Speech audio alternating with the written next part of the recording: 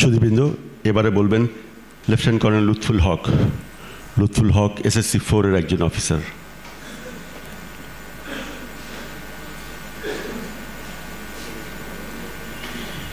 Lieutenant colonel Lutful হক।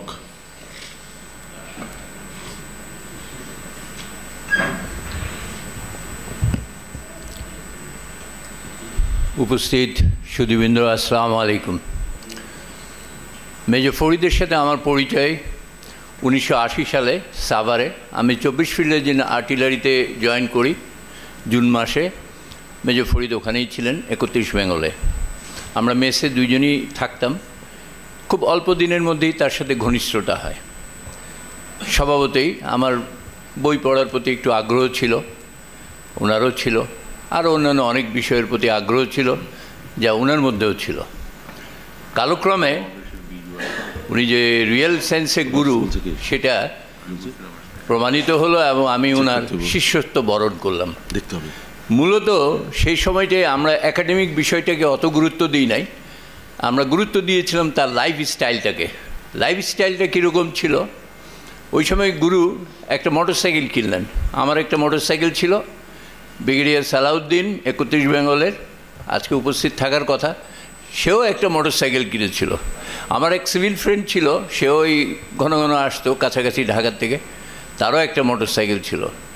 আমাদের এই 4-5টা মোটরসাইকেলে প্রতি শনিবার উইকেন্ডে আমাদের কাজ ছিল, আমরা সবাই মিলে যেতাম সাভার বাজার থেকে একটু ভিতরে নদীর পাড়ে, যেখানে মিষ্টির কারখানা ছিল। ঢাকার 80% মিষ্টি, বিশেষ করে এই ছানার মিষ্টি, সেখান থেকেই সাপ্লাই হতো। গুরুর নেতৃত্বে আমরা সব সেখানে যেতাম শনিবার রাত্রে। মিষ্টি, উনি কতটা অবজারভেন্ট ছিল, আমি শুধু মিষ্টি প্রসঙ্গ আনছি না, ওখানে যে ময়রা মিষ্টি তৈরি করছে তার যে কাপড়, সে কাপড় কী স্টাইলে পড়েছে এই নিয়েও তিনি বর্ণনা নিতেন, এবং এটাকে রিলেট করতেন উনি বাংলা সাহিত্যে কোথায় কোথায় এই ধরনের বর্ণনা আছে। এবং একটা পাতিলায় কতটা মিষ্টি ধরে উনি পাতিলা দেখে দেখে আমাদের বলে দিতেন। তো যা হোক, মিষ্টি খাওয়ার পরে যদি উনার মন না ভরত, আমাদের সবাইকে নিয়ে উনি যেতেন হচ্ছে ধামরায়, যেটা আরেক স্টেশন ছিল যেখানে মিষ্টি তৈরি হতো। এবং সেখান থেকে ফেরত আসার পথে অথবা যাওয়ার পথে নয়ারহাট ব্রিজের উপরে 4-5টা মোটরসাইকেল একসাথে ব্রিজের উপরে রেখে ব্রিজের রেলিংয়ের উপরে বসে তারস্বরে গান গাওয়া রাত 12টা-1টায়। উনি খুব যে গান গাইতেন তা না, বাট আমাদেরকে, আমরা সবাই গাচ্ছি, উনিও আমাদের মধ্যে আছেন। ওনার পড়াশোনার বিষয়টা তো সবাই বলে গেছেন। দেশ পত্রিকা সহ বিভিন্ন পত্রিকার স্তূপ ওনাকে চারদিকে পড়ে থাকতো। আমরা ওখান থেকে পত্রিকা যারা কেনার সামর্থ্য রাখতাম না বা 1-2টা কিনতাম, ওনার কাছ থেকে পত্রিকা হাওলাত করে আমরা নিয়ে পড়তাম। সেই পত্রিকায় যেরকম দেশের কবিতা নিয়ে উনি ব্যাখ্যা করতেন, এবং উনি বলতেন যে আমি কিছুদিন আগে তোমাদের বলছিলাম না এই ব্যাপার, দেখো এই কবিতাটা সেই কথাই বলছে। আর ওনার খুব বড় লিসেনার ছিল একজন আশরাফ স্যার, ওনার কোর্সমেট আর্মার্ডের, ওনার পাশের রুমেই থাকতেন। আর আমি একজন ছিলাম, এইরকম আমরা 5-6 জন ওনার মুরিদ ছিলাম, যারা যখনই সুযোগ হতো ওনার রুমে গিয়ে বসতাম। তো আমি আর এই বিষয়টা দীর্ঘায়িত করতে চাই না। ওনার সাথে সাভার থেকে বিচ্যুত হয়, আমি বিযুক্ত হয়ে যাই 82 সালের প্রথম দিকে।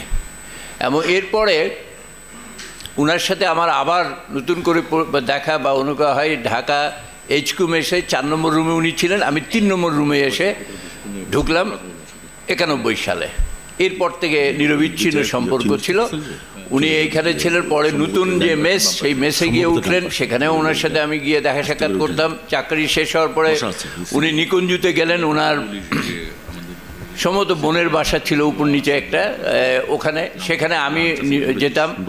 পরবর্তীতে এখানে বনানী DOHS-এ উনি আসলেন, সেখানেও আমি যেতাম। ওনার খোলা যে উত্তর দিক ছিল সেটা উনি আমাকে দেখাতেন এবং বলতেন যে আমি কত ভাগ্যবান যে এরকম একটা পরিবেশের মধ্যে আমি থাকি। তো ওনার সাভার অবস্থানকালে এমন একটা ঘটনা মুখোমুখি হই যেটাকে ওনাকে কেন্দ্র করে, যেটা আমার 28 বছরের চাকরিতে আমি দেখি নাই। ঘটনাটা ছিল, উনি তার ওবেসিটির কারণে প্রমোশন হচ্ছিল না, এবং এইটা নিয়ে আমাদের মতো ইয়াং অফিসার সবাই কম বেশি মনোকষ্টে ছিলাম।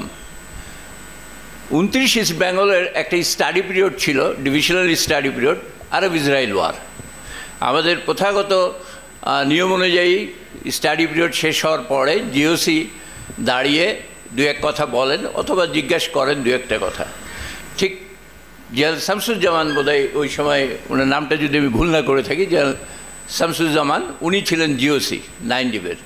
উনি স্টেজে উঠলেন এবং জিজ্ঞেস করলেন অডিয়েন্সকে, সবাইকে, পুরো ডিবের অফিসার বসা। তখন ডিবের ব্যাপ্তি ছিল অনেক বড়, ময়মনসিংহ, ঘাটাইল থেকে শুরু করে সাভার, ঢাকা, তো সব জায়গারই অফিসার এসছে। তো আমরা অনেক জুনিয়র অফিসার বসা। তো জিজ্ঞেস করলেন জিওসি যে তোমাদের কারো কিছু বলার আছে? আমাদের মধ্যে থেকে আমাদের সমসাময়িক একজন অফিসার, আজকে আমি নামটা মনে করতে পারছি না, দাঁড়িয়ে গেলেন এবং উনি বললেন যে স্যার, ফরিদ স্যারকে বা ফরিদকে প্রমোশন দিতে হবে। এইরকম একটা আর্মিতে 28 বছরে আমি কোনো ঘটনা এরকম দেখি নাই, শুনি নাই, এবং জিওসিকেও এতটা অপ্রস্তুত হতে দেখি নাই। এইরকম একটা প্রশ্ন উনি কখনোই আশা করেন নাই বা কেউই করে নাই যে পাবলিক ডিমান্ড করবে কারো প্রমোশন, মানে অফিসাররা ডিমান্ড করবে। তো প্রথম যে রিকোয়েস্টটা রেখেছিলেন, সম্মানের সাথেই রেখেছিলেন, সাথে সাথে দেখা গেল আরও 10-15 জন অফিসার সবাই দাঁড়িয়ে গেল এবং ওই একই রিকোয়েস্টের প্রতিধ্বনি করলেন। তো পরবর্তীতে আমি ওখান থেকে চলে যাই। এইটার জেরেই হোক আর স্বাভাবিক প্রক্রিয়াই হোক, মেজর ফরিদ তার পরবর্তী র্যাঙ্ক পেয়েছিলেন। তো সাভারের পরে স্যারের সাথে আমার যখন 91 সালে দেখা হয়, তখন আমার সাথে ওনার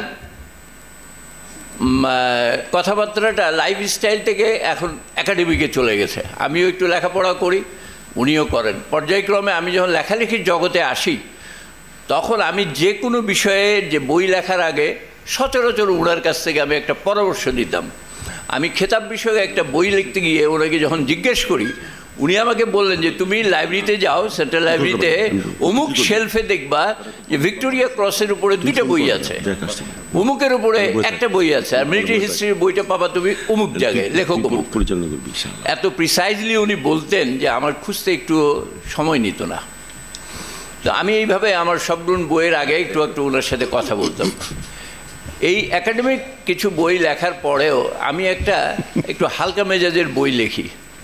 বইটা ছিল নাসিরুদ্দিন হোজ্জার উপরে। উনি আমার সাথে যখনই কথা হতো, হয়তো আমার ওই সময় যে বইটা পাবলিশ হয়েছে ওটা নিয়ে 2-4 কথা হতো, হওয়ার পরেই উনি চলে যেতেন নাসিরুদ্দিন হোজ্জার মধ্যে, এবং উনি বারবার বলতেন এই রসবোধ না থাকলে জীবনে বেঁচে কোনো লাভ নাই, এই রসবোধ থাকতে হবে। এবং উনি নাসিরুদ্দিন হোজ্জার তখন বলতেন যে তুমি যে ওই যে জোকটা লিখছো না, এইটা বলে উনি হাসা শুরু করে দিতেন। তো আমার সাথে ওনার শেষ কথোপকথন হয় বোধহয় ওনার ইন্তেকালের 15-20 দিন আগে। তখনও ওই নাসিরুদ্দিন হোজ্জা, জীবনে রসবোধ থাকতে হবে, এবং ওই গল্পটা, মানে যে কোনো একটা গল্প ধরে উনি কথাবার্তা বলতেন। তো আমি আমার বক্তব্যকে শেষ করে আনছি। আমি শুধু একটা ওনার জ্ঞানের পরিধি সম্বন্ধে একটা ধারণা দিব। এটা 2001 সাল, আমি বগুড়াতে। আমাকে একজন প্রশ্ন করে বসলো, তুমি কি জানো যে মেডিকেল কোরের কোনো এক অফিসার আমেরিকাতে সেনাপ্রধান ছিলেন, চিফ অফ স্টাফ ছিলেন? আমি তো আকাশ থেকে বললাম, আমার জানা ছিল যে বার্মা ক্যাম্পেনে একটা গুর্খা রেজিমেন্টে এই ইম্ফলে যুদ্ধ করার কালীন সময়ে সিও ইন্তেকাল করেছে, 2IC ইন্তেকাল করেছে, তা একজন আরএমও, উনি সিনিয়র মোস্ট ছিলেন, উনি ব্যাটালিয়নকে কমান্ড করেছিলেন। এইটুকু আমার জ্ঞানের পরিধি ছিল। আমি বললাম যে স্যার এটা তো জানি না। তো বলে আচ্ছা ঠিক আছে, আমি এটা খুঁজছি, আমাকে একজন বলছে, মানে অনেকেই প্রশ্ন করতে করতে শেষে আমার কাছে এসেছিল।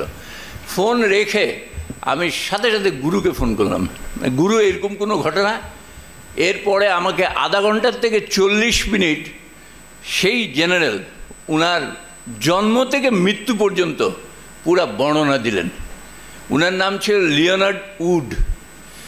উনি 1911 থেকে 1914 পর্যন্ত আমেরিকান আর্মিতে চিফ অফ আর্মি স্টাফ ছিলেন, সম্ভবত 8ম চিফ অফ আর্মি স্টাফ ছিলেন। এবং উনার জন্ম থেকে শেষ পর্যন্ত কি হয়েছে না হয়েছে, আর্মি মেডিকেলে কি করেছেন আর পরে চিফ হয়ে কী হয়েছে, একবারে এক নিঃশ্বাসে আমাকে বলে গেলেন।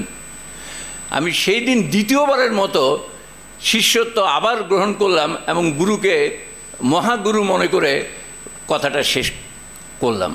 তো গুরুর সাথে আমার আজীবনের সম্পর্ক ছিল এবং এখন এটা স্মৃতিতে এই সম্পর্কটা থাকবে। তো আমি SSC 2-কে ধন্যবাদ জানাই যে এরকম একটা আয়োজন করার জন্য এবং গুরু সম্বন্ধে অনেক কিছু শোনার একটা ব্যবস্থা করে দেওয়ার জন্য।